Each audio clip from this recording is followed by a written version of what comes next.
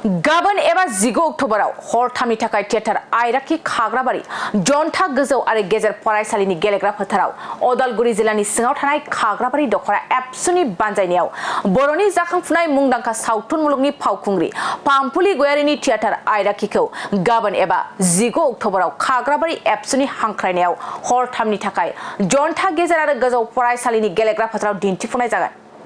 बे बोसोरनि साबसिन नायजाब हांलाया लिरनाय जोबथेसालिनि मोसा बेखौ गिबि हराव दिन्थिगोन होनना हांख्राय आफादनि मासिगिरि मनज स्वर्गियारिया मिथिहोदों। नायजाबनायनो मोजां मोनग्रा रायजो राजाखौ लैहोर लैहोर नायफैनो लोगो हारिमुखौ फोजौखांनो थुलुंगा होफैनो खावलायदों। भेरगावनिफ्राय अनसुला बसुमतारिनि खौरां बड'लेण्ड बुब्लि। गासैबो रायजो राजा नोंथांमोननिसिम फैगौ दुर्गा फुजानि गाहाम हामलायनायखौ बावहरग्रोनाय थाबाय आरो बे फैबाय थानाय दुर्गा फुजाजोंनो लोब्बा लाखिनानै जों खाग्राबारि दखरा दुलाराय बर' फरायसा आफादनि हेफाजाबाव हरथामनि थाखाय आइराखि थियेटारखौ हांख्रायनानै लाबोनाय जादों आरो बियो गाबोन अर्थात 19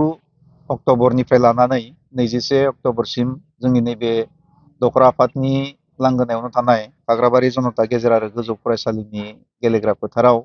बेखौ दिन्थिफुंनाय जागोन। ओंखायनो जों दिनै नैबे मेडियानि गेजेरजों जोंनि थियेटार सामलाय आफादनि जानानै गासैबो रायजो राजा नोंथांमोनखौ जोङो खावलायनो लुबैयोदि जाहाथे जोंनि बे बर'फोरनि गेजेराव आथिखालाव मुंदांखा मुं खामायनो हानाय मोनसेल' थियेटार बुङोब्ला आइराखि थियेटार आरो बे आइराखि थियेटारखौ नोंथांमोना जेन बयबो अनसायनानै लोब लोबै बेवहाय नायनो थाखाय फैगोन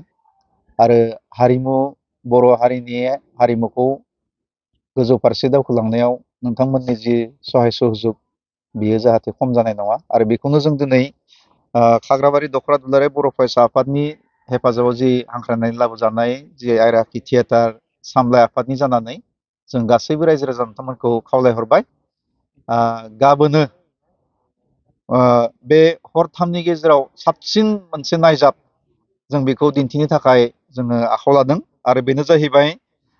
जोबथेसालिनि मोसा आरो बेखौ सुजुदों हालां बिथाङा। बिनिफ्राय जोंहा थागोन बेवहाय नायजाब महरै नरेस्वर खेरखातारिनि राग, लोगोसेयैनो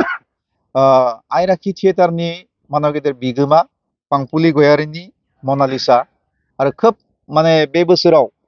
गोबां मोनसे मोजां मुं खामायनो हादों बिथांमोननि थियेटारा आरो ओंखायनो जों आसा फारिदों जोंनि नैबे